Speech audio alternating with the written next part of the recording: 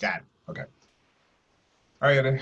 Welcome everybody. This is a contract class. I'm going to be going over the contract. And the thing I really love about the GAR contract, and I'm going to show you in a few minutes, is really that first page that we're going to kind of go through and we're going to talk about it. I'm going to give you different situations. I'm going to give you examples to better understand why you need to really pay attention when you're writing a contract on it. So I'm going to take it from the beginning. You know, I got a brand new client. They're interested in putting a contract on the townhome that I have, and I'm excited. You know, I'm coming in and I'm opening up my loop. So the first thing you want to do, of course, is go in here and add new loop on it. So and actually, let me bring up a property I actually just saw. Let me put the address. So if you're working with a client and you haven't identified the property for sale, what you can do is just really type in their name. But I'm going to pull a property that actually one of my clients was actually taking a look at, and I'm going to put it in here. And the thing I love about .loop is that it's going to recognize once I start typing the address into the property, it's going to pull all the information from the property, which means that I don't have to double type the address on every single form, which is going to save you a lot of time. But before I go there, let me give you a little, want to make sure that everybody, when you come into your .loop, you come over here to where it says my account, that you have your, you're going to go over here to where it says profile. You're going to make sure you have your information in here. If you don't, please write down this, the broker's license number, the office license number directly right here. This is because at the bottom of the end of the contract, you're going to have this information and it'll be pre-filled in for you. And you won't have to be going in there and every single time to put your license number, putting your address of the company.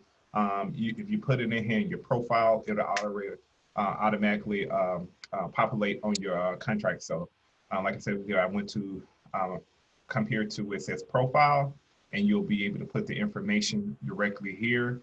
As you can see, you got Georgia Association of Realtors directly in here. Has the company information, Norman Associates Real Estate Solutions.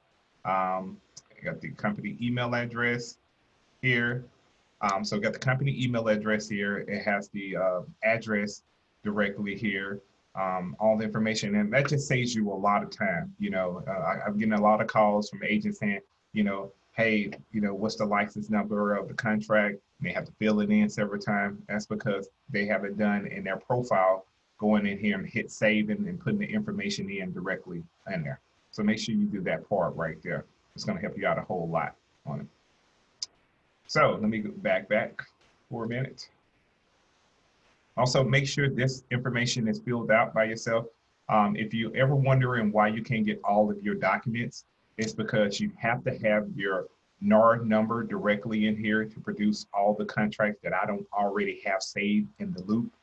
It's going to be additional documents that you're going to need when you're doing your contract, and you can't get your contract forms until you put your NAR number, which means that you have to be a part of the Atlanta Board of Realtors, and you put the information directly in here. Also, too, just make sure you got the information filled out. All right, let me back it back and we get started. Just want to give that little tip right there. All right, so I'm excited. I'm about to write a contract, so I am about to fill in the address of the property directly now, 61. Here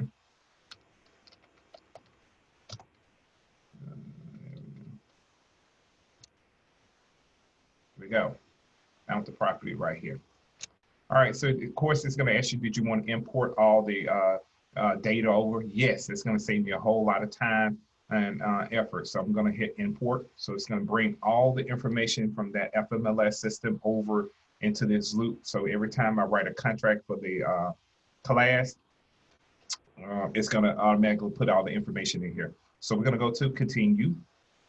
Then we're going to go inside of, I'm working with a buyer. So let me go into buyer's loop. I'm going to hit continue. You don't have to put a picture, you know, you really don't have to put a picture there. All right, we're going to hit finish. Now it's creating my loop. All right, so now that I have my loop, I am ready to go on the inside where all of my documents are going to be. So let me go on the inside of my loop. All right, great. All right, this is the inside of your loop. All right, of course, when you write your contracts, you have several different forms. But what we did for you to make it a little bit more helpful, we created a buyer's checklist. And so if you click on the buyer's checklist, we actually have it in order of the process you would go when writing the contract. Of course, you can see we have the buyer's checklist. It's the first thing you need to check over. We have the buyer's brokerage agreement. Then we have the sales contract. Of course, we all know as Norman and Associates, we do not go show property if they're not approved. And what I mean by we need approval, not a pre-approval. Approval is a totally difference. Pre-approval means they just collected, they just pulled their tax record, their social security number and they got good credit. Approval means that they actually have their uh, 2 years of tax returns, W-9s from their job. They have all that information they needed in to verify that that client is ready to go. So don't let them fool you.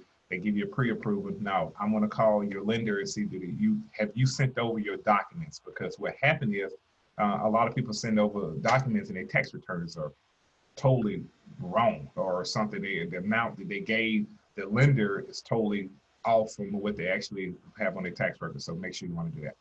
All right, so like you said before, you can go down the list to get a little things. So we're gonna back up. All right, so now, okay, I want to write a contract on the property. I'm excited. Let's go, Jeremy. It's negotiation.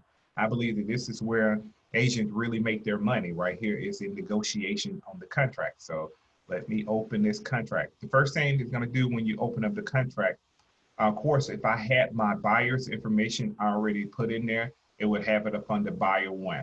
And then, as you can see, it recognized that the listing agent, Jack's information directly in here. You see how it has already the property address, the partial, the MLS number. That's going to help you a lot in the contract. So I'm going to go down here and say pre-fill, autofill, so it'll fill in the contract. All right, let me shift this thing up to the top right here. Sorry about that. All right, so welcome to the purchase and sales contract. I'm excited. I'm getting ready to get started on it. All right, by this time right here, you have already pulled your comps for your client. And what I mean by comps, you pulled the last property that's sold in the neighborhood. And I want everybody to do that because, we need to provide our client with some type of information so they can say that they made a good, sound decision on making their offer. So I normally kind of concentrate on, hold on.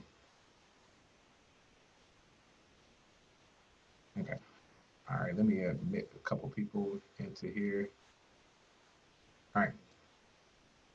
All right, so I'm gonna make sure that I give my client at least 2 comps. What I mean by comps, I mean sold comps within the neighborhood, because I want to help them understand where that seller is coming up with that value before we even start kind of talking about pricing on the house. So normally what I do is I go out, I do a CMA on the property. I look for what houses that sold within the last year and within a mile of the property. I try to pick around the same year and the same amount of bedroom count on the property, and I try to match them up, and then I normally send it out to my client on it.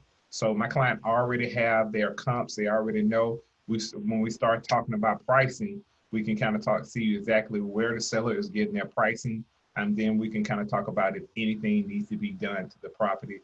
We can address it during the contract period of time. So, all right, I'm ready to go. So the first thing to do, of course, I'm going to put today's date, because that's the date I'm working on the contract.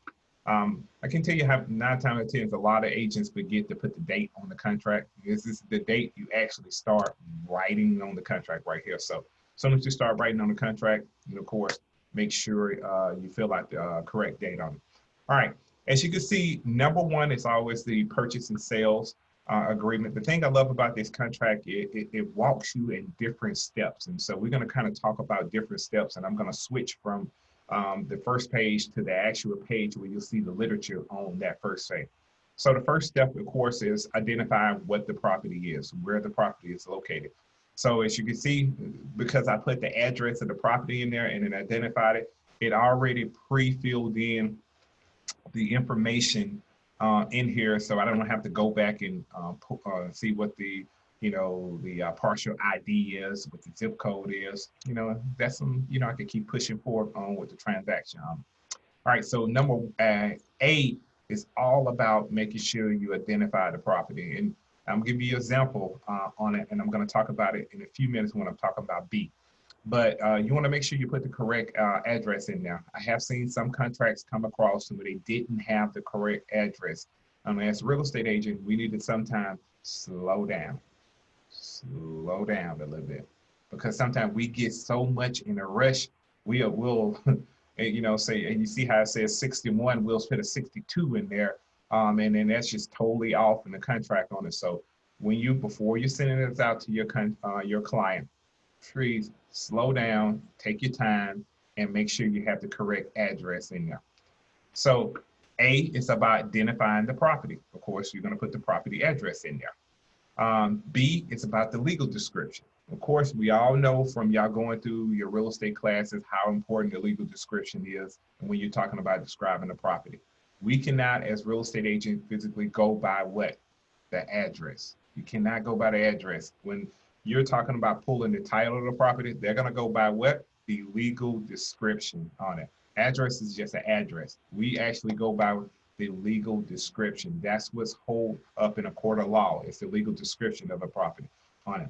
So I think if you're doing a condo, of course, as you can see, condominiums, you'll put number 2 right here. So if it was a condo, I'll put condominium. And the thing I love about this contract, it tells you exactly that you're going to have to attach F204 condominium resale purchasing and sale exhibit. So that's all the people who are doing condos, which we have a great condo market here. You need to check number 2 when you're doing a condo on it. Of course, this house right here is located in Buckhead. So this is not a condo, so I'm gonna uncheck 2 and I'm gonna check actually 1. And let's talk about this for a minute. I hear a lot of people saying, okay, Jeremy, why can I not go down here and just do number 4, and I can go to the tax records and I can pull the lot, description of the property. I remember back maybe about 6-7 years ago, where one of my colleagues did a contract, and when she did the contract, she went in and she checked number 4 right here, and she started going to the tax records and looking for lot description, everything within the property. And then once it got back to the closing table and everything was negotiated out and to get to the closing, they had actually had the wrong lot. She put the wrong lot number on there. Yeah, imagine your client buying a property and it don't have the right lot number on it. Who is she going to be mad at? You. So what I do to double check to make sure that, I want to make sure that we're selling, we're purchasing the correct property that we actually, when it took our time to go see.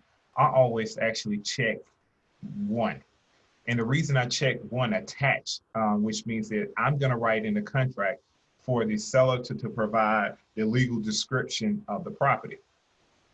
Okay, the seller to provide the legal description of the property. And at that point, he's going to send over a legal description exhibit, and I'm going to show you in a few minutes what it is. And up on the legal description exhibit, we'll get a chance to verify that that is the right, property address, the right, unit number, or whatever it is, to make sure we're getting the right property on there. So I always put it back on there. And 9 times out of 10, what they're going to do is they're going to pull a general warranty deed that has the legal description on the property, and they're going to provide it to you, and you'll have your client's initial off on it. So that's why it's very, very important when you come to A to just check 1. Of course, you check 2 if you're dealing with a condo, you check 1 if you're dealing with a house on it. And I really try to get all of our agents to go away from checking into number 4 when they're coming in here and filling out all this information on their own. Let the seller provide the legal description. That just give you a clarity saying that, hey, I got this legal description from the seller, which means the seller sold us the wrong property, or they false advertised the property that they're about to sell. So that liability gets shifted away from you. Now it's on the seller, and we have somebody who we can go after in a court of law on it. Keisha. Hey, Jeremy, what about number 3? Is it okay to select number 3 if we look that up in Realist? Well, if you check in one, I mean, we're really only checking one in this box on it. So I would really want you to just check 3. You know, if you have the deed book and page, you can put it in there. But I still always want you to write in there for the seller to provide the legal description of the property. Okay, gotcha. Hey, Jeremy. It just shifts that liability away from you and kind of put it back on the seller side of things. Because if you go in there and you check on number 3 and leave 1 off, and then you went in there and physically put in there the deed book and page, and it's not correctly, you know. Hey, now, Jeremy. Uh-huh. This is Karen. One thing I noticed about the deed book and page too, if you fill this out like in the details, it's backwards. So it automatically puts the page in the book and the book in the page. So that's just one thing to note about that. That's dotloop's problem. I don't know if they know that, but it pre-populates those backwards. See, and see that's another good reason why. Let's just check with A and have them to describe the legal description. That's great. And that's anybody wonder who that voice is? That's Taryn. Taryn is a part of our compliance team. She, me and her alone, we review all contracts. So if you do have any questions, Taryn could be a great help. And she's the one that's emailing you back and forth when you submit your paperwork for approval. So there you go. All right. So this is number B. All right. So let me do I'm going to skip down to here, right here. The thing about this contract, every time we fill out something on this main page, it has a reference point that it goes to directly here. As you can see, it says purchase and sale agreement. So what this is just basically typing out in words what you're talking about when you're putting the address and the warranty on the property on it. So you need to actually make sure that you read over your contracts to make sure you understand the contract. So as you can see, with the purchase and sales agreement, it's talking about the warranty on the property. You know, most properties are conveyed through a general warranty deed, and this is basically saying that the seller has all covenants and markable title to sell the property. You know, which means that it's no problem with zoning, it's no problem with sewer, drainage, easement, anything. They have clear title to convey the title over to the buyer on it. So if you're dealing with the seller, you can explain to the seller right here, hey, this is saying that you have all title to the property. You don't owe nobody, you don't owe the tax return people, you don't owe zoning is correct in here. It's not zoned incorrectly, or there's not been be rezoned or anything like that. It just means that they have clear markable title to the property to give a limited warranty upon the improvements of it. And then also too, it talks about title insurance on the property. This is saying the buyer directs the mortgage lender involved in this transaction to quote the title based off upon the perception of the buyer, which means that, after we get the property up on the contract, your attorney, Tiffany, is going to do a title search on the property. And then this is another example I want to give you. When they do a title search on the property, they're doing a title search on the buyer and they're doing a title search on the seller. Most people don't know that. I had a lot of agents come back on. So, example, I had a client and I was working with a buyer guy. It was probably a couple of years ago. And we saw a house, brand new house. Well, it wasn't a brand new house, it was a resale. He was in love. We did the contract. We got everything negotiated out. And the attorney started pulling the title for the property. At that time, I was a rookie agent, so I didn't know. I'm thinking when they're doing title, it's just on the seller and the house, and we all good. Now, the title, the attorney did a title search, and it came back that the buyer owed MasterCard $10,000 in credit card debt. And so what that means is, in order for your guy to, my client to order to buy the property, he had to pay the $10,000 debt off because it was a title on his name. Most people did not know that. So if you have any of your clients that's out there And then he was asking me, he was like, well, I went to the mortgage company and they didn't say anything about it and all that. And the reason why is that debt, I think, was over 15 years old. And so sometimes, credit card companies change names and they may drop off your credit score. But when they go out and file a lien against your name, that lien do not go nowhere. It may not show up on your credit report, but it's going to show up on the title because they attached a lien against your name on it. And so that's what happened. And we had to end up, I don't know where he get the money, but he got it. He got the additional $10,000 to close. So when you hear this title insurance and title, they're going to pull the title on the property. They're going to make sure that the seller is able to give the buyer free title to the property, no liens or judgments against it. Make sure that the seller doesn't have any liens against their name that's attached to the property on it.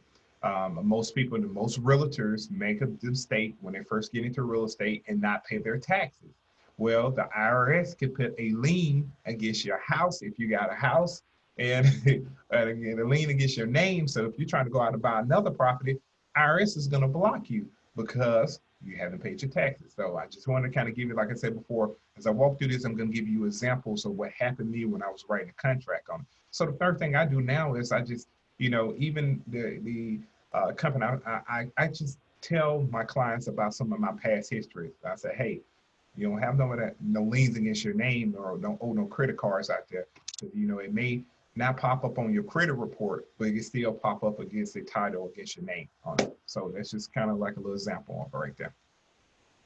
All right, so let's go back up here. We're at number 2 now. All right, so number 2, of course, is the sales price. Whatever price you want to put in here. So I'm going to actually fill it in here. I'm going to say we're going to offer 550,000 for it. All right, so this is the sales price right here, 550,000. This is what I'm telling him that I'm going to offer him for his particular property. And so, remember, number 2 is always sales price. So once again, if you come down here to number 2, it tells you a little bit about it. It says sales price shall be paid in US dollars and shall be at the closing table, wired immediately and available for funds. So, which means that, the attorney is going to get that amount at the sales table. Normally it's going to be from the bank. It's going to wire the money over in that amount, whatever you negotiated out. All right, we're going to move on to number 3. Number 3 is closing costs. Closing costs. This is actually the buyer's closing costs. And let me break it down. All right. So when a buyer is purchasing a home, and all of that y'all are new, a buyer has to pay, which is closing costs. And your closing costs consist of everything that it takes to get that loan processed and ready for you to buy that house, which means that your closing costs is your appraisal is in there,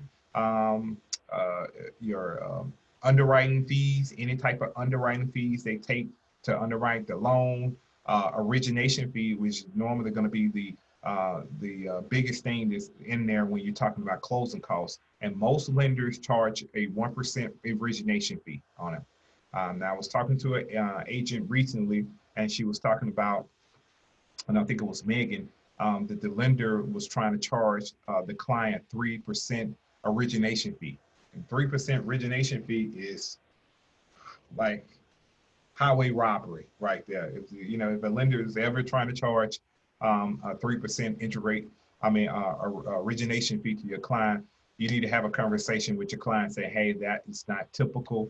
The typical origination fee when you're talking about a mortgage, it's normally around 1% on it. So those are all the fees that it takes to close out the loan. Now, your buyers still have their down payment. Only way they won't have a down payment if they're going to some type of community lending program where they're giving them 100% program, or if they're going VA. VA is 100% program, so they don't have to bring any kind of down payment.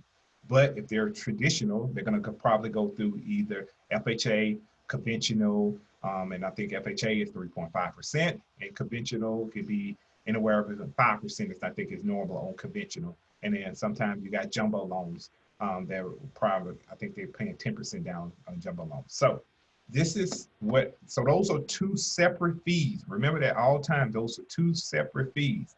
The normal cost on closing costs for a loan is typically, you know, around 3% of sales price. That's just a rule of thumb. It's typically around 3% of sales price.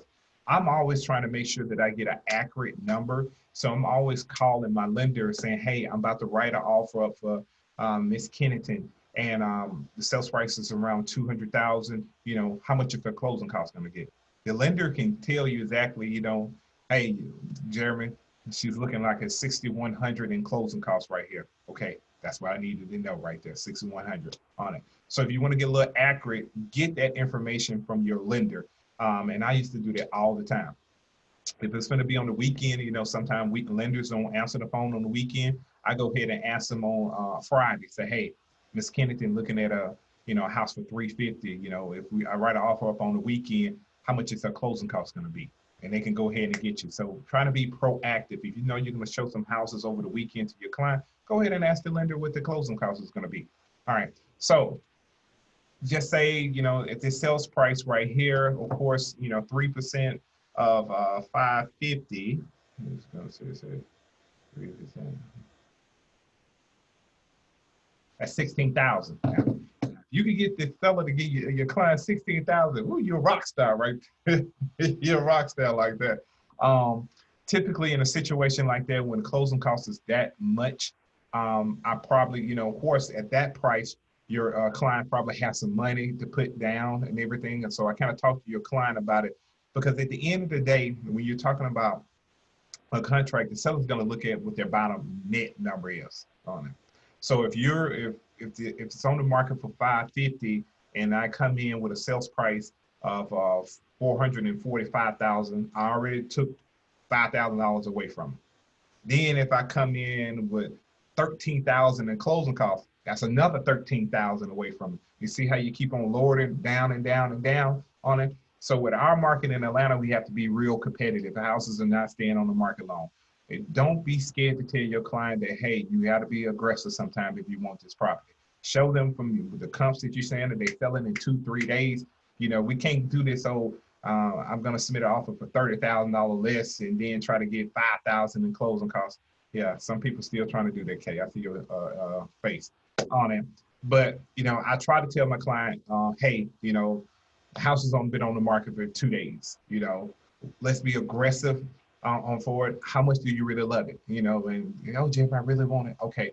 You know, what sales price do you want to kind of, you know, go after? Tell them like, hey, I can't, you know, there ain't no time to sit here and go back and say $10,000 off and then give you another 5. Come on now. They're selling in 3 days. Not, I can't sit here and wait around and we're going to be caught up in a multiple offer and you're going to end up paying even more. So I think if you have that talk with them, it kind of gets them in the mindset, okay, I want this house. Let's go for it. And so, like I said, it was 16,000. I probably say, hey, let's only ask them for 8,000 in closing costs, you know, 8,000 in closing costs towards me. And she said, okay, Jeremy, I can bring the other 8. All right, we're ready to go then. 8,000. I told y'all my class is going to be like I'm talking to y'all as a buyer, so it's a little bit differently on it.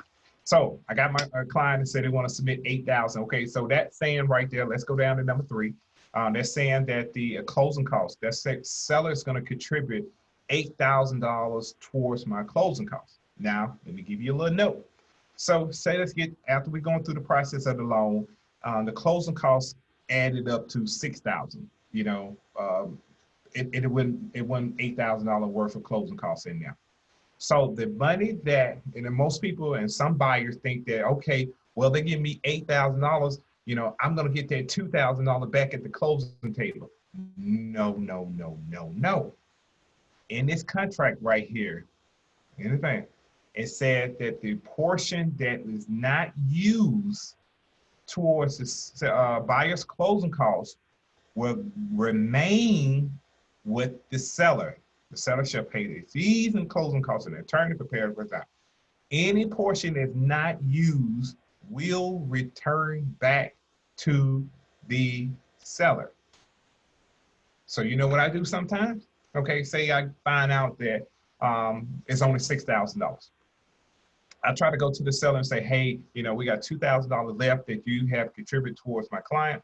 My client wants to use that money towards, sending in that repair bill. I'll have a contract to go out there and give my client an estimate on, repainting the house or, or doing something and trying to absorb the money so that, at the end of closing table, like I said, when it was not used, goes back to the seller. So you want to make sure you try to use as much as possible. So I send in an electricity bill. I send it, we can send in every type of bill that is in there, but it has to be a legit bill. It can't be, your cousin that you made it come up with a invoice, and it can't be nowhere right there because you're sending this contracted bid over to the attorney, and the attorney will cut the check directly into that kind of person. So, or you can see, hey, we got a little left over. Can we reduce it from the sales price on it? Can we drop the sales price down by $2,000? And then what you'll do is you'll write an amendment saying that the buyer and the seller agreed to reduce the sales price by $2,000. So just pay attention to how much is actually being used of their closing costs, because you don't want to be an agent and get to the closing table and realize, that that you didn't maximize all the money that the seller said it was going to use towards their closing costs. All right, so we're going to go to number 4. This is the closing date right here. So typically it depends on what type of loan you have. I think I'm seeing loans are closing between 30 and 40 days now. You got some lenders that's closing in 2 weeks. I do not know how they're closing in 2 weeks and how they're pushing those documents through in 2 weeks. Those lenders right there make me nervous. When they tell me they can close a deal in 2 weeks, and I get nervous. I know something, the fee is going to be high, the interest rate going to be, something's going to happen right there because your traditional loan takes about 30 to 40 days, just depending on the process. Now that we have COVID-19, a lot of stuff is getting delayed because the courthouses are not fully staffed. So, Tiffany and them, when they're doing the research on the title, it may take a couple of days extra to get back on it. So make sure you always give your client enough time. So I tell my client always, it's better enough to have enough time in the contract than not have enough time in the contract. So if we can close early, I'm pretty sure the seller would not object to you closing earlier. But do not put an early date and then try to, correct it during the contract. They're not going to do that. So if you're trying to close within 3 weeks, I go ahead and put it out, 4.5 weeks, just in case things always come up in contracts. Learn it about contracts. Any kind of negotiating, things come up. The lender may say, okay, I need another document. All right, the buyers and employment are on a delay. We're having a hard time getting the proof of verification or something like this. Something always come up. So I'm going to put, all right, it's May 14th. I'm going to say I'm going to close it out on the 19th. They give me enough time right here. And I don't want to put the date of closing, which means that I want possession of keys. I want possession of garage openers, everything right there on the day of closing. Now you have other options out here. Some sellers saying that, hey, I'm not going to move none of my furniture until it actually closes. I have situations with that. The seller just say, hey, I'm not moving, because I don't want to move and your loan fall through. Who's going to pay for me to move my stuff back in? So you have some situation where you may negotiate and they saying, hey, okay, no, I give it to you possession 3 days after closing at 12 o'clock p.m. And then, of course, as you can see, it's another form that comes along with it. It's a F219 temporary occupancy agreement on it. So you have negotiation. I always try to get it the day of closing. I don't want to go through this whole, owner occupancy, after closing. Now my client calling me because they didn't put a hole in the wall. I don't want to go through that. I want to get that check. They happy, they in the house, they got the key. Versus they have to follow up in a couple of days to make sure the people on it, hey, Jerry, you're always going to get that call.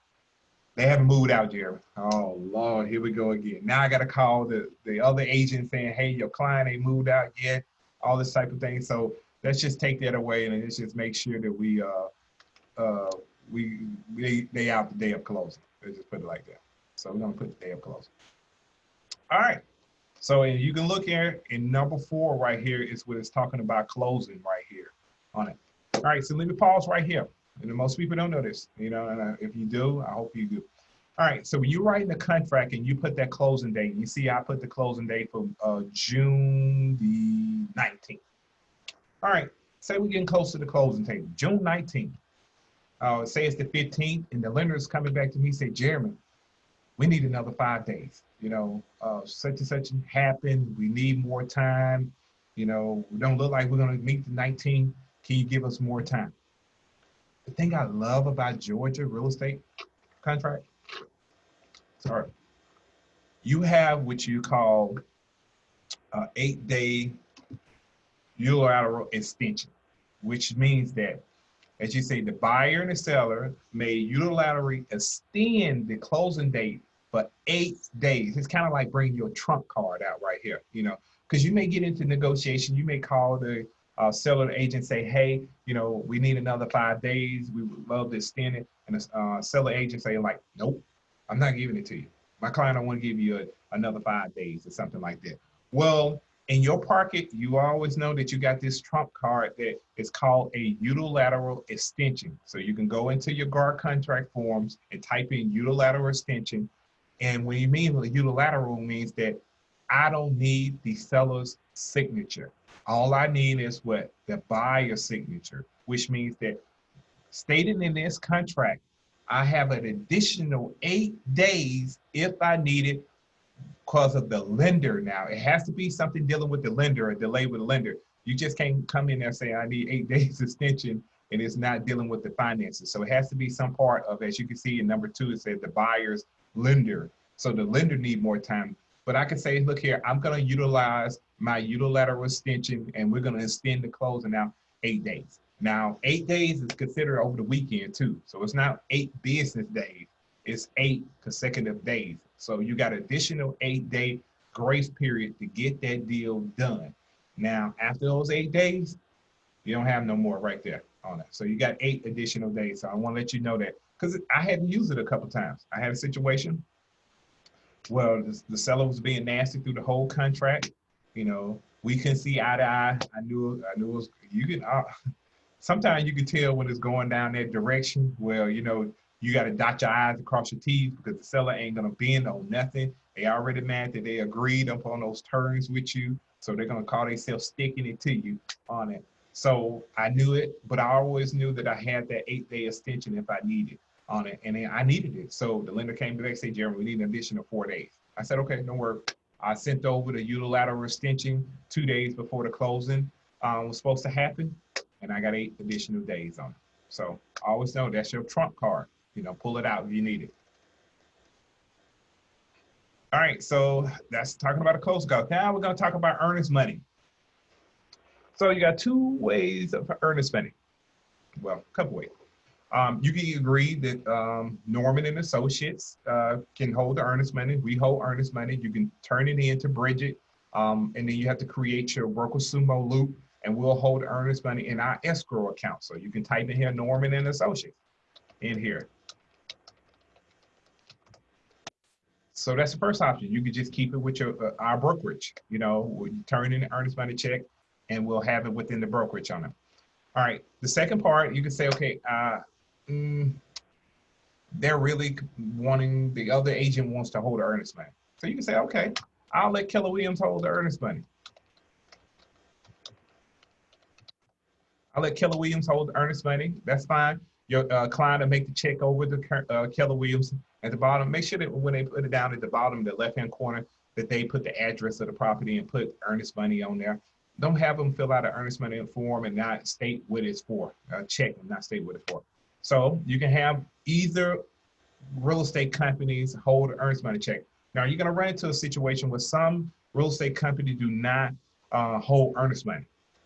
When we first got started as a company, I wasn't holding earnest money. You know, it's just too much liability. As you're a small company to try to track everything, you got to make sure you have the systems in place, because that's the #1 reason that a lot of real estate companies get shut down, is because of not, you know, really properly using the earnest money, or they call it what, commingling. So you can do that, or you can say, okay, I don't want nobody, I want the attorney to hold it. You know, you can come in and say, I'm gonna just to put it in a neutral place where nobody feel like they biased. I can say I want the Halls Law Firm to hold the earnest money check. Tiffany. Now, as you can see in the contract, if you having the attorney hold the earnest money check, you have a couple more forms that you need to fill out on it. You need to go and get the F510 form and the F511 form, F510 and 511 form. And those are if you're having the attorney hold the earnest money check on them. Now note, the attorney holding the earnest money check cannot be a regular check. The client can walk up to the attorney's office and give them a check. They have to wire the money into the account on it. So with our holding the earnest money check, I'm working on our back end on our website. Is that we're going to have a place on our website that your client could go onto the website and click on the button and hit earnest money, and they'll be able to directly pay the earnest money into our account. So I'm working on some features that make it more simple. So stay tuned for that right there on it. So we're just going to back it out. We're going to say Norman and Associates is going to handle it.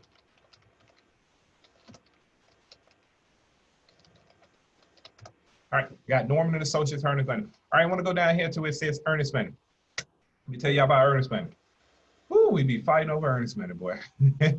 It's a fight over earnest money. Okay, so earnest money, of course, is put up to secure, to kind of almost finalize that contract on it. You have a couple ways of giving your earnest money back. Is normally tied into due diligence, you know, home inspection due diligence or financing due diligence. It's normally what, you know, ways the buyer has the opportunity to get their earnest money back though. Okay, well, once the contract is finalized and the client has dropped off the earnest money check, it's up to our responsibility to immediately deposit in our escrow account on it. Now, if there is any type of dispute when it comes to earnest money, which there always is, it's always a dispute over earnest money sometimes, because sometimes agreements don't go the way everybody, the buyer feel like they're entitled to their money back. The seller say, nope, I got you. It's my money. It's hard on it. We have a provision in here that says that, if I don't know if you can see it directly right here, that is a real estate company. And if I'm holding the earnest money and I look over everything as a broker, I have to make a decision as a broker.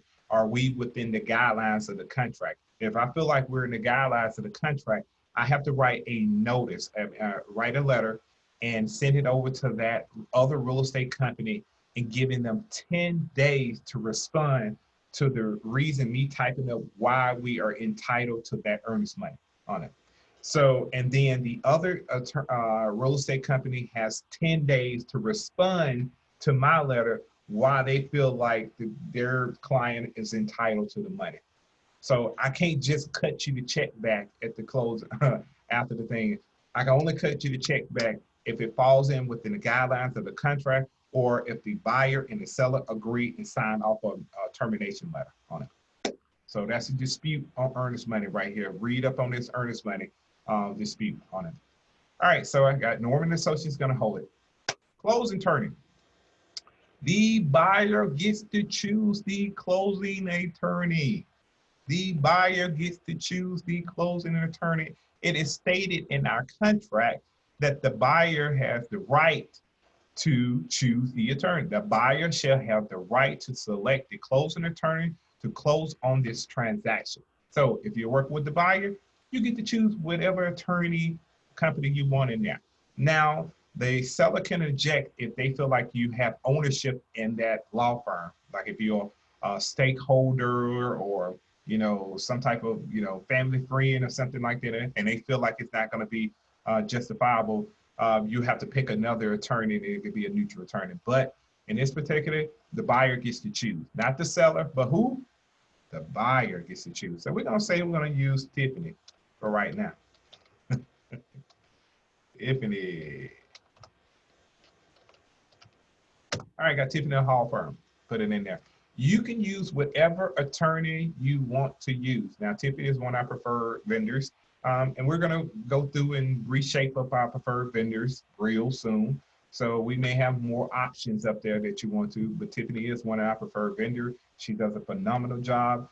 So you can put her down. You know that she knows you with Norman Associates. She's going to take extra care of your client on there. So we'll lose Tiffany for right now.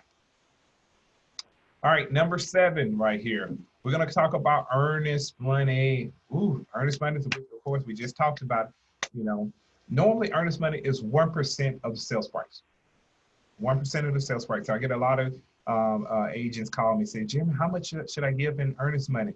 And I tell them normally earnest money is 1% of sales price. So when you talk about new construction, they're going to try to hit you for 1% of sales price. So I kind of play around with it. If it's under 150, I may only do 500, you know, try to get by with 500. If it's on 150, maybe like 300, 250, I throw 1,000 in them, you know, to see if it sticks. So you'll find out what your range of what you want to do to earnest money. So, but on a $550,000 house, don't come up there with $500. Don't come up with a $500 earnest money. They're not going to really take you serious. So I'm going to put in here $3,000. So we'll put it up. All right. So this is saying that this earnest money shall be paid by, we're going to say my client's going to write a check. If your client's going to wire the money in, and I see a lot of wiring is happening right now because of this COVID-19. People want to get out. So your client has the option to wire the money into the account. You just got to, whoever's holding the earnest money, you got to get their wiring instructions to give it over to your client on it. Well, you have your client reach out to that company to get the wiring instructions. You do not send wiring instructions across. That is a big no, because you can get their fault if they get any type of faulty wiring information and they lose their money. So you have that client reach out to that company and get the wiring instructions from them. All right, so I'm always gonna pick B. And you pick B right here because I'm gonna say that my client is gonna give them $3,000 within 3 days. Now, if I'm writing this contract and it's on a Thursday, and I put in here that it's going to give them 3 days to get the earnest money over to, you have to account the weekends. What are you going to do? 3 days is like Sunday.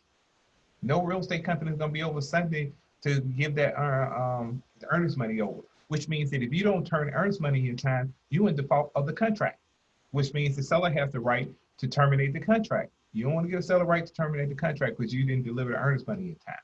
So what you can do is, it's a Thursday. We don't say the day of Thursday. So I'm going to give my client 5 days.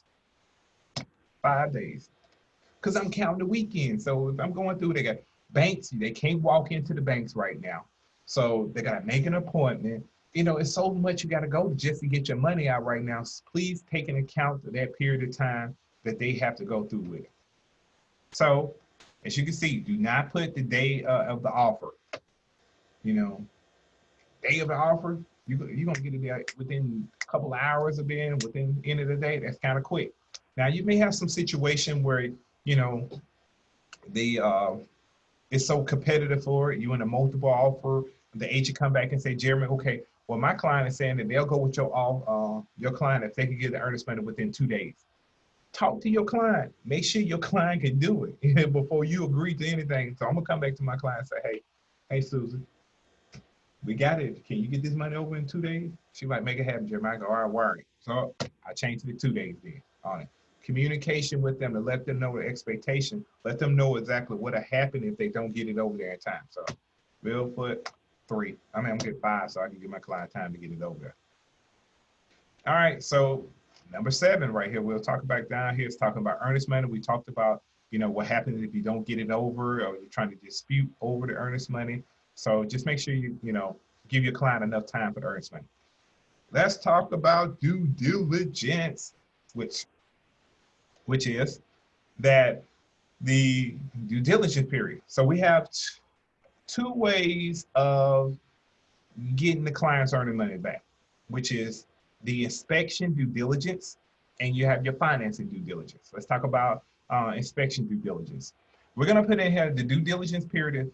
The property shall be sold subject to due diligence. I normally try to put 10 days in there. 10 days to give my client time to get the home inspector out there, to get him to get on top of that roof, find out that house is good, send us over the report, have my clients time enough to go through the report.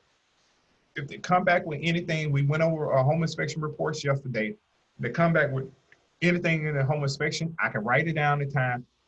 I can go and send it back over to the agent and start the negotiation. Now, you have to have everything negotiated out when it comes to repairs by that 10th day. You cannot be going in the 10th day and still going back and forth on who's going to correct this and who's not going to correct this and who's not going to. You have to have it all agreed by that 10th day at 12 o'clock p.m. What would happen if you go past 12 o'clock p.m. on that 10th day? Well, your client earnest money becomes hard, which means that they can no longer get their earnest money back due to due diligence. Number two, the seller is not obligated to do anything because they have your earnest money hard. So they can say, no, I'm not doing any repair. And you don't have any leverage in saying, okay, well, I'm going to terminate the contract and get our earnest money back. You lose your leverage. So make sure you pay attention to your due diligence period. When you sign that contract on it, it's going to be, your due diligence is going to start when you come down to this little date right here, your binding date. Your binding date is what starts your due diligence. So if we negotiate the contract and get everything binded by the day, my due diligence, day one starts when? Tomorrow. Day one starts tomorrow. So make sure that you pay attention to your due diligence period. Put 10 days in here. Now you're gonna have some situation where it's so competitive out there right now. And I had one where a client, we took it down to 5 days. The agent said, Jeremy, well, we'll go with you if you can get everything wrapped up in 5 days. At that point, before I agreed upon it, I called to my client. We talked to the home inspector and say, hey, can you get out there the next day? He's like, yeah, we can make it happen. Okay, we'll agree to 5 days. Because I had the home inspection signed up, ready to go that next day, which means that he'll give me a report by the end of the night and we can start negotiating with him. We got 4 days to get everything nailed down on it too. So you have situations where you may have to cut it down on it. So make sure you put your due diligence period in there. If your client does not want a home inspection on their property, we have an amendment inside of our loop to have them sign and saying that they waive the rights to do an inspection on the property. Make sure you have that because you don't want them to close out on that property and then later come back down the line and say, you know, my agent told me not to get a home inspection. Now my property is all messed up. Now they're gonna try to sue you on it. So make sure that you put in there, if they don't want a home inspection, you gotta send that addendum. Taryn is not gonna sign off on your file unless she see a copy of the home inspection or a copy of the form saying that they waive the right to do the home inspection. We're not paying you, at least you gotta have both of those. These are two of those options. And what that does is we're reducing our risk, down. I don't want to later come on down the line 2 years from now and this lady say, hey, my agent told me not to do a home inspection. Now my house, the roof is caving in and she's trying to sue me for a roof. No, I'll be able to go into that file, pull up that copy of the home inspection, say, hey, you had a home inspection done. You did your due diligence and you was okay with it. Or, hey, we told you to get a home inspection and you chose not to do it. Here's the form that you signed saying that you weren't going to do it. So Taryn, from this point forward, if they don't have a copy of the home inspection in their folder or a copy of the waive the rights, we will not approve the file. Just liability, right? All right. So if you come down here to number 8, it talks about the due diligence, the right to inspect the property. And then 2, make sure that the seller has all the utilities on. There's no need to you having your client send them go out there to a property and the utilities on, the gas not on it, because these home inspectors are going to charge you a re-inspection fee to come back out there again, and you don't want to have to pay on that. It's also their duty to inspect the neighborhood. When I say 10 days, This is 10 days for them to check the neighborhood, check the school system, check power lines, check the crime rate. As you can see, it says in here, your crime rate, the land, everything. This is their chance to do their due diligence and make sure they're okay with that property. So, you know, make sure prisons, see how far it is away from the prisons. So that's their period to get everything done on the property.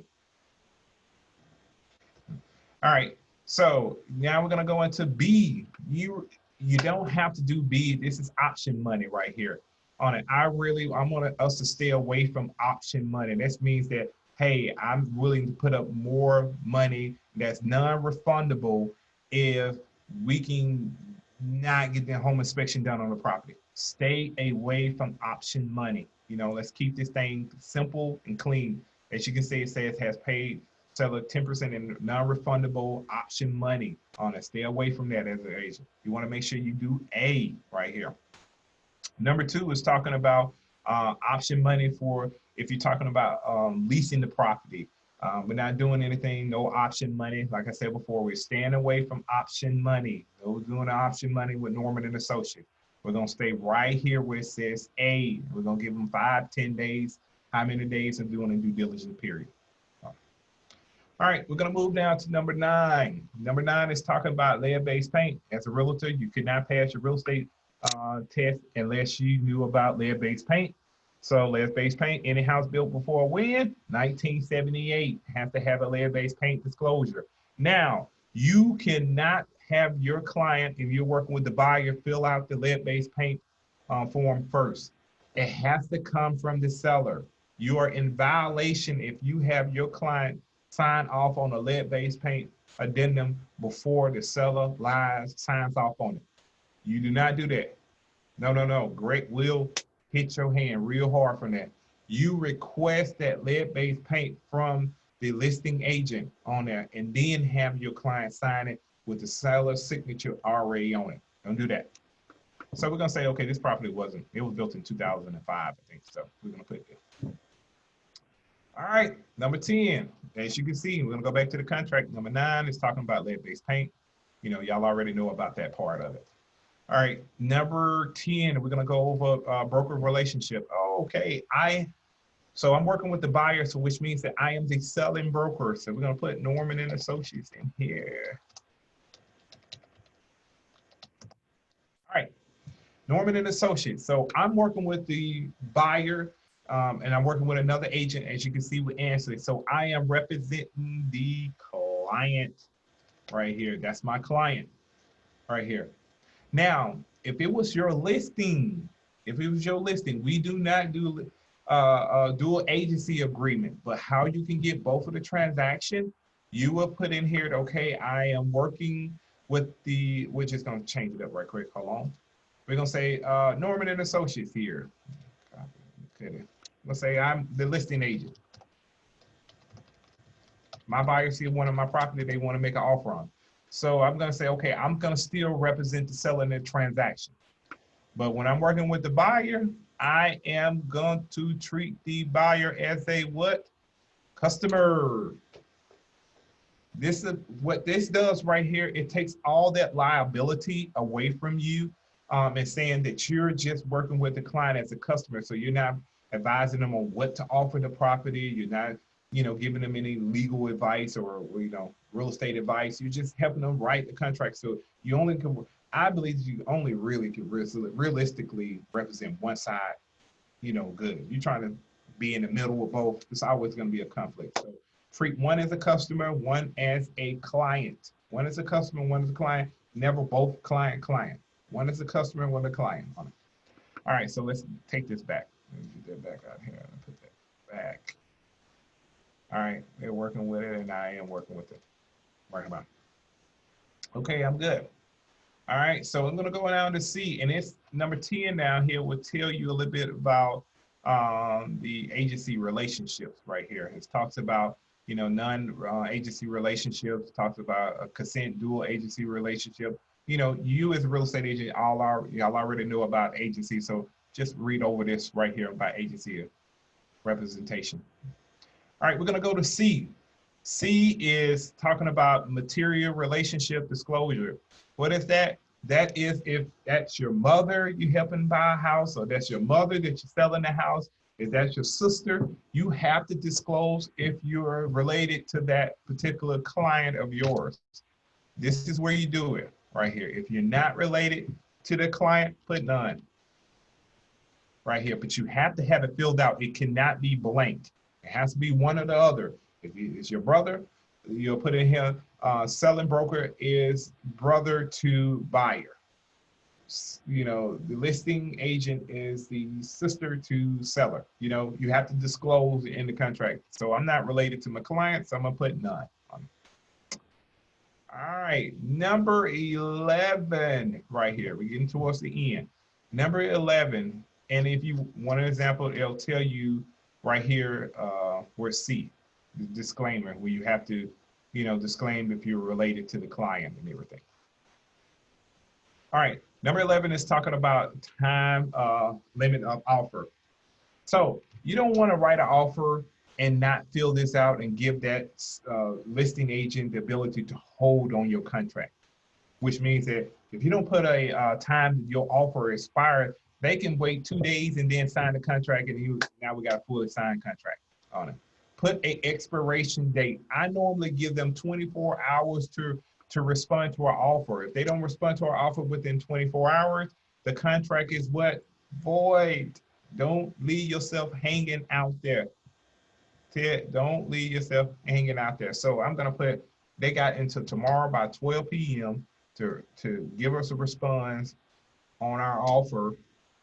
And I'm gonna put tomorrow date in here. They got tomorrow at 12 p.m. to respond to our client. Or I could put 5 p.m. by the end of business day tomorrow to respond. If they don't respond then, the contract is what? Void, void, void, void. All right, so I got the thing I love about GAR contract, actually you filling out this first part is 90% of the contract. All right, so let's come down here to the bottom. All right, this section, exhibits. This is where you start adding your exhibits to go along with the property. Now, remember, you're always gonna have a financing exhibit, which means we're gonna make the property contingent upon a home inspection. We're gonna make the property contingent upon a financing. So if we're looking at financing exhibit on it, what type of financing is your client gonna get? Remember, it's always gonna be a financing exhibit. You never write a contract without a financing exhibit. So if my client is gonna use an FHA loan, here we go right here, FHA loan contingency exhibit. My client is gonna do a VA loan contingency. Conventional loan contingency. My client gonna pay cash, all cash sales exhibit. So you have every type of financing. And it's also a USDA right here, USDA loan contingency. So they're covering, so I don't want to see no contract come across without some type of financing exhibit on here. We're gonna say, hey, my client's gonna get, it's 500,000, so you're not gonna be FHA, so we're gonna go conventional. So I'm gonna say we're gonna attach a conventional exhibit to the contract on it. So I'm good on it. Now, if you were using earlier, you know, I was talking about the attorney, if you let the attorney hold the earnest money, it's an attorney exhibit. Where is it at? Where is it?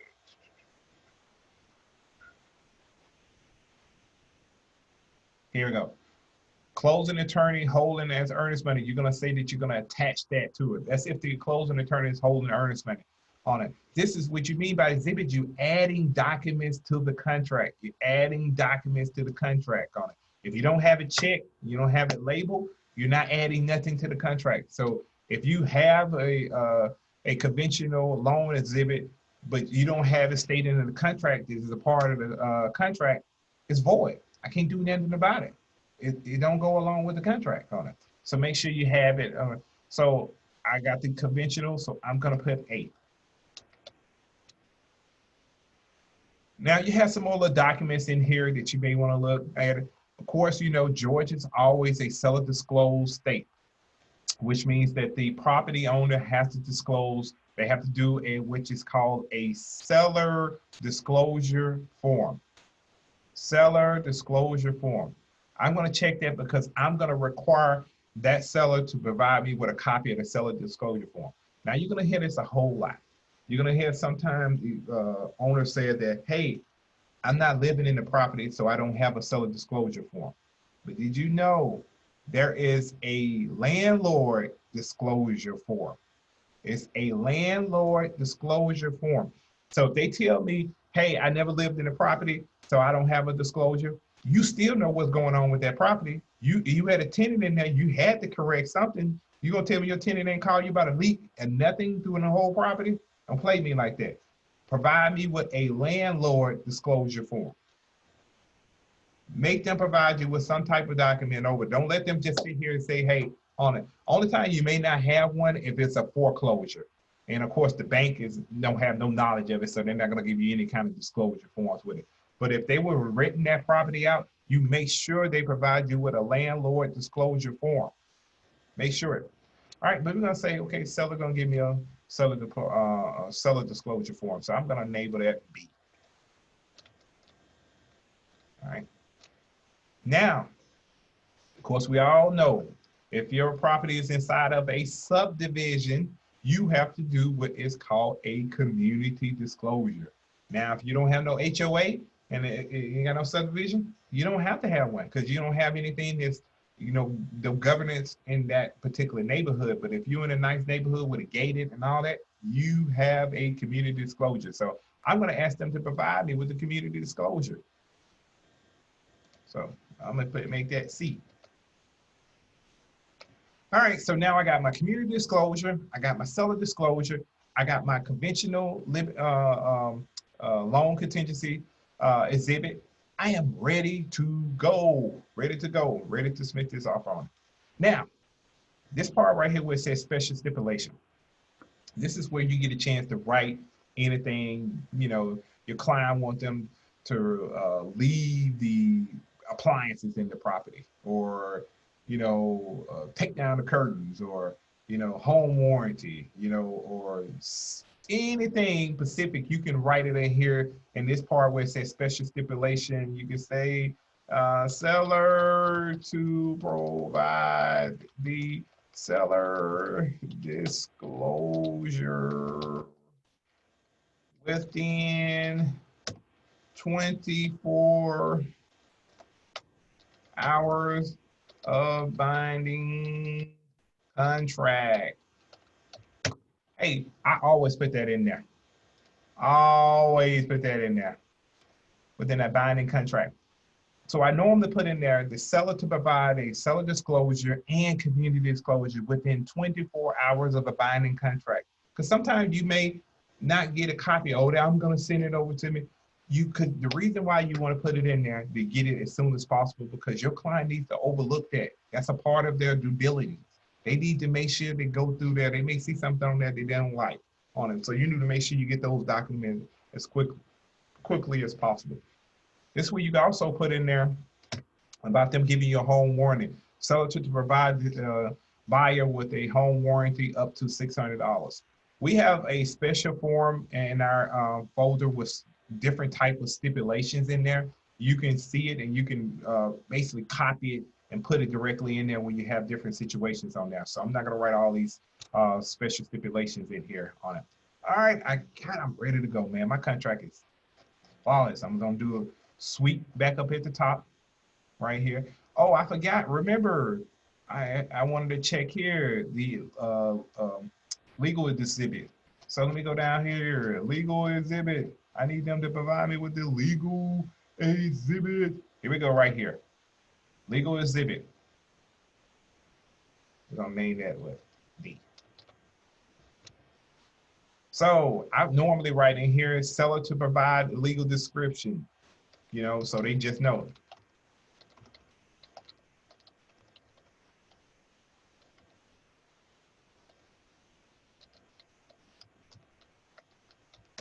So to provide the legal description, which means that I know the property. They're making sure they're gonna provide it over to me. I don't have to guess with the lot number, plot number, all this type of stuff, book, map book. No, I'm gonna put it back on the seller to provide it to me on it. So now I am ready to go. So we got everything filled out. Ready to go. I'm making an offer of 550,000. I'm asking them 8,000 towards closing costs. I got the closing date directly in here. We're gonna, Norman and Associates gonna hold an earnest money. Hall's Law Firm is gonna be the attorney, who's gonna be doing the title and the closing. I'm gonna provide a $3,000 earnest money check within 5 days of closing. I have 5 days of doing the due diligence on the property. I'm gonna change that to 10. I like 10, sound better. 10 days of due diligence in the property. Norman and Associates represent the buyer. Sellers work with Ansley. And then I come back here and I have all my documents that I need. My financing exhibit directly in here on it. Legal description directly. Seller disclosure. Community disclosure. I am ready to go. Now I can hit save and send. Okay, I found this on the web for directly and here on it legal. Man, see, I promise Siri, you know, they be tapping in your phone. Chad, they tapping, I promise you, they watch it. I didn't even touch nothing, it just came off. So we are all ready to go. So that is the contract form on it. Hold on, we have some questions. Any questions on the contract form? Y'all can take yourself off of mute. Oh, Anthony said if you can't find comps, you can always find comps, Anthony. If you can't find it within the mile, you just have to go out a little bit further in it. And then too, I love researching properties. So if you're having a hard time trying to find comps, Anthony, just send me the address and say, hey, Jeremy, can you look this up? You know, and I do it quickly, man. I love evaluating. So I'll get in there and look up the comps and help you identify where the comps are coming from. Can you scroll down some? Okay. All right, the last part is just the signature part on it. So you got your buyer's signature is gonna be in there. Your brokerage, make sure y'all sign the contract form. And when I'm talking, let's talk about binding date. Okay, she want me to go back up. All right, give me 1 minute. All right, binding date is very important. And this is with Taryn, we see a lot of agents forgetting to put the binding date. The realtor who has their client sign off last have to come down here and put the binding date, which means the date that their client made it a fully executed contract. So remember, the last person who had their client sign on it has to bind the contract. Please do not forget to have your contract binding, because we don't have no date of when the due diligence starts. Your due diligence starts with your binding date. So make sure your contract is binded on it.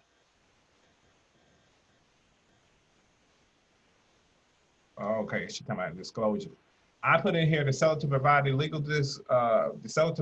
the seller disclosure within 24 hours of a binding contract. That's what I put in there. 24 hours of a binding contract. I need that information as soon as possible on it. Make sure as soon as possible. Okay, taking notes. All right, let me go out real quickly. I got my contract ready to go. Let me show you the special steps. Here are the special steps right here. These are some terms of special steps right here.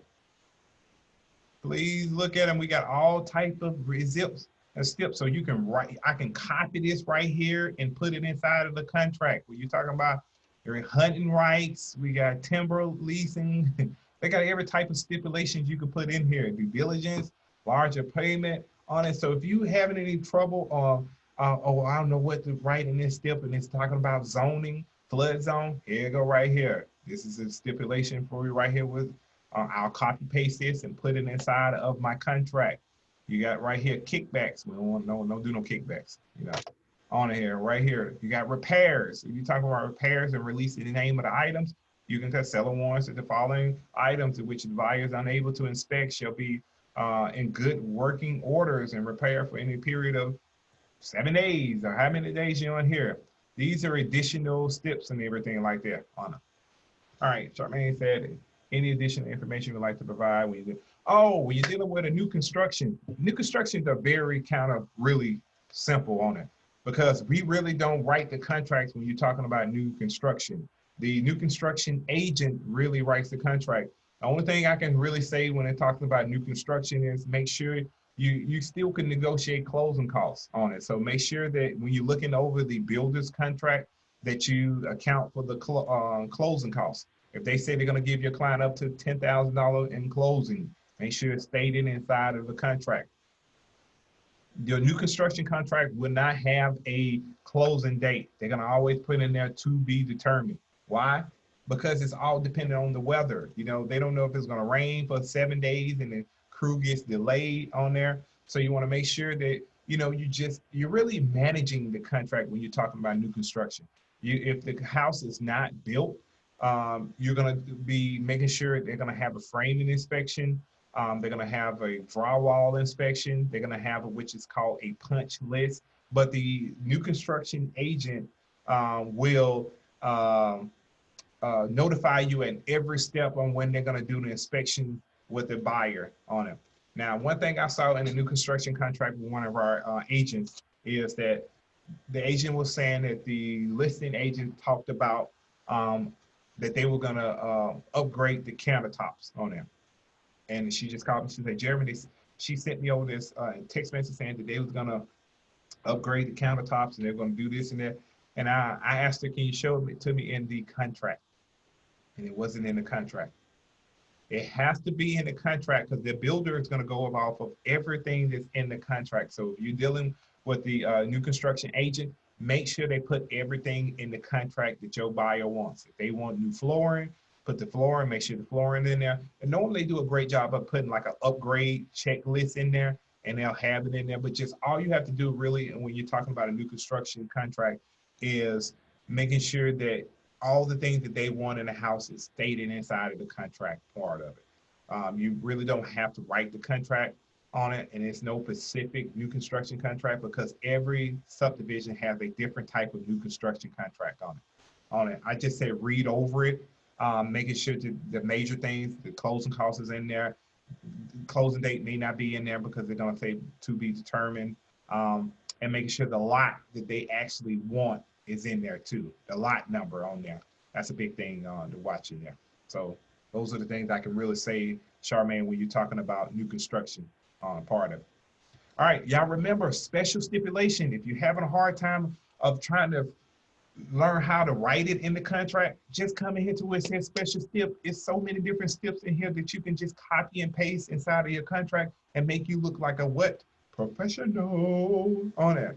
So that is my one-on-one in the contract. Do we have any questions?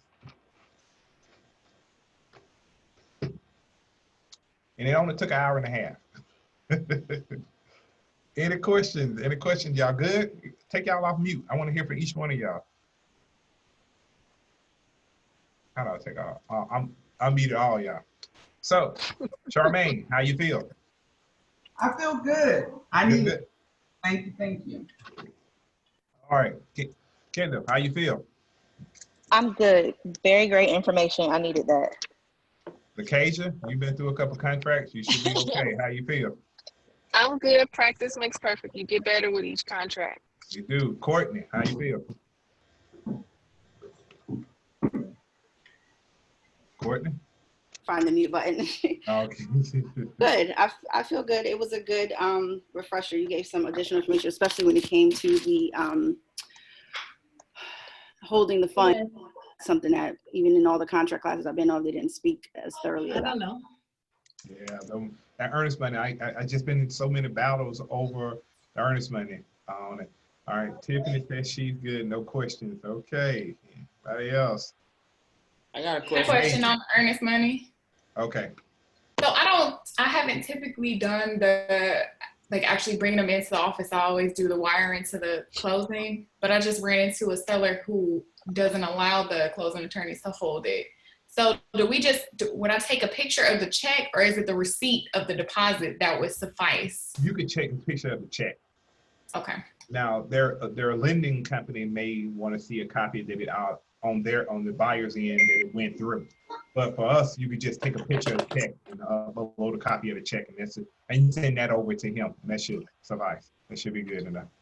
Okay. Tanasia. Yes. How you feel? You good?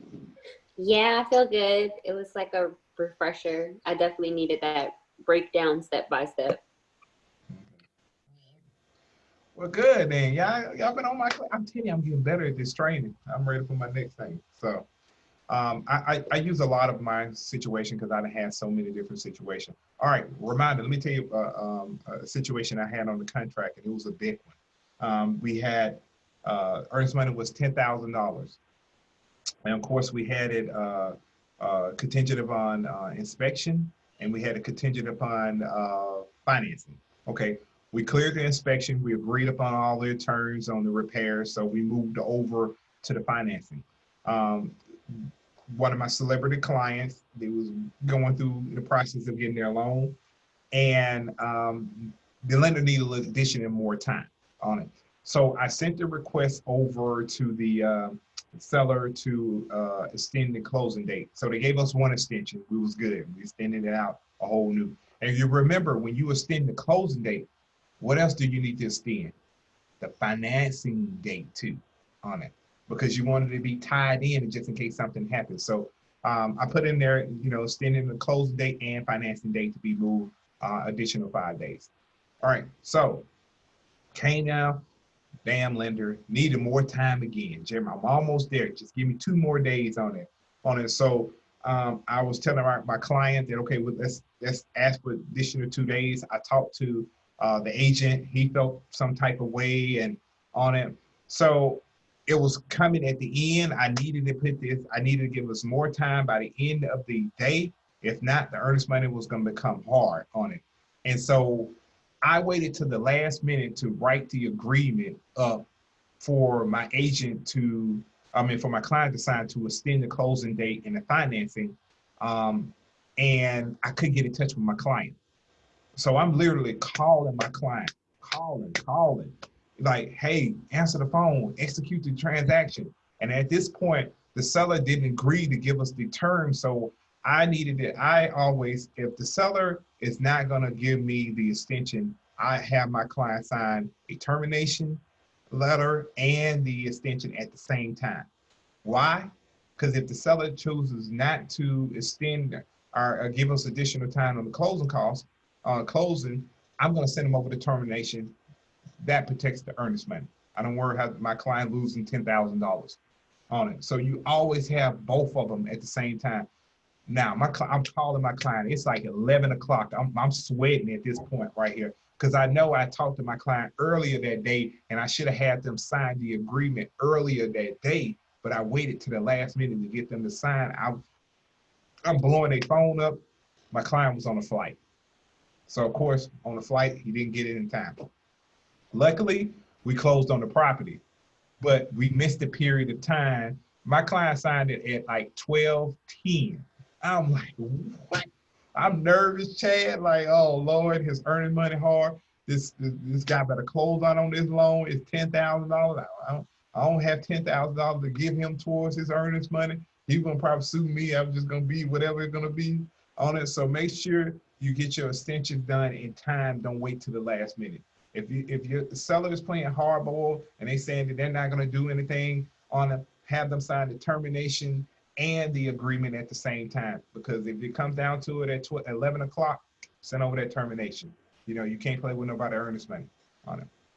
So that's just a little tip right there. All right, y'all. I hope y'all have a wonderful day. Yeah, I recorded this, so I'll put it in a group chat in a few minutes, and you can go back and look at it if you missed anything. I love y'all. Stay strong and keep pushing. Thanks. You're welcome. Thanks. Bye. All right.